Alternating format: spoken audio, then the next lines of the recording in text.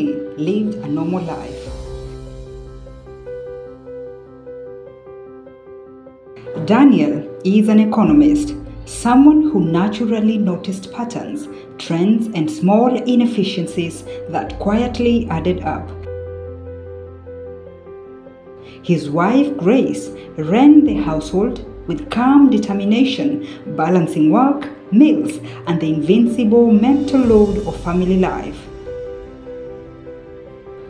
They had 2 children who believed food appeared magically at mealtimes and disappeared only when it was truly beyond saving.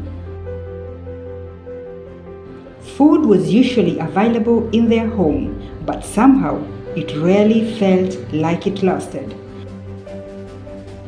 Most weeks followed the same pattern.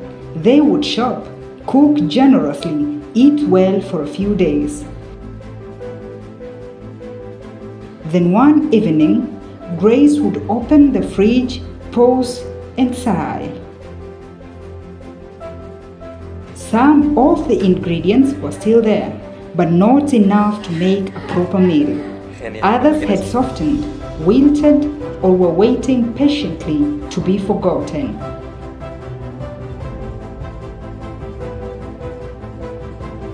Daniel would ask, "But didn't we just buy food?" Grace would reply, "Yes, but not balanced food."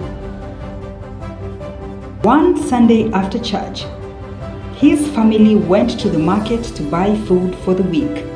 There was no written list, no quantities planned. They bought whatever felt familiar: a few tomatoes, some vegetables, a bunch of bananas.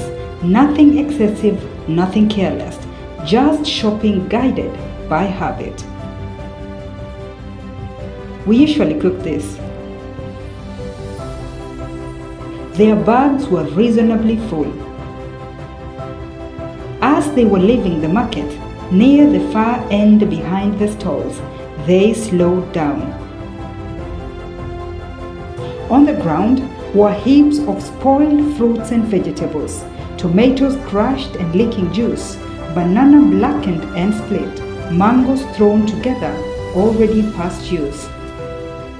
Not displayed, not waiting for buyers, already discarded. Once food reaches this stage, it's completely out of the system.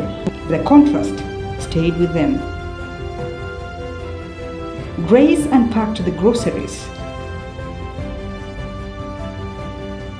They had food, but no meal structure. That evening, instead of turning on the TV, they talked. Daniel spoke thoughtfully.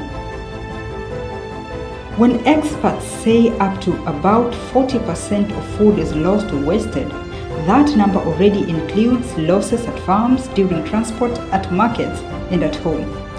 Grace leaned forward. "So what happens here?" she said. "Is part of that same 40%? "Exactly," Daniel replied. Then he said the sentence that changed how they saw food. "Meal planning doesn't create more food. It protects the food that has already made it this far." They realized something very important. When meals aren't balanced, some foods are overused early. Others sit unused and spoil. Shopping repeats sooner. Food feels like it finishes quickly. Grace summed it up. "We eat heavily at the beginning of the week, then struggle later." Grace picked up a notebook. "Let's plan meals first," she said. "And not just meals, balanced meals." The following week, they consulted a dietitian through a community health program. The guidance was simple: plan meals before shopping, balance staples, vegetables, and proteins, spread protein across the week, buy vegetables by ripening speed, assign leftovers to specific days. Nothing complicated, just intentional balance. The meal plan went on the fridge, Monday to Friday, breakfast, lunch, dinner. Each meal had a purpose. At the market, They carried a list. Daniel joked, "Our food now has a schedule." Grace smiled. The difference showed quietly. Food lasted longer. Meals felt complete. Vegetables were used before spoiling. Protein stretched across the week. Grace noticed something new. "We are not improvising anymore." Daniel nodded. "And we are not wasting food."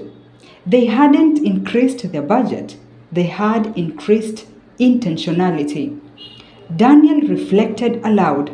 When food is already lost along the system, balanced meal planning protects what survives to reach home. Grace added, "Balance keeps food moving, not sitting."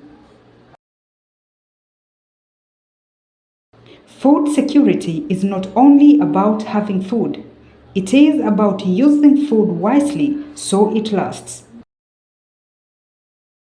Balanced meal planning reduces waste at home, makes food last longer, improves nutrition, and strengthens food security. At S&K Wellness Center, families are taught that meal planning doesn't create more food. Balanced planning protects the food that reaches home. Food security doesn't begin only on the farm. Sometimes it begins with balance and a plan.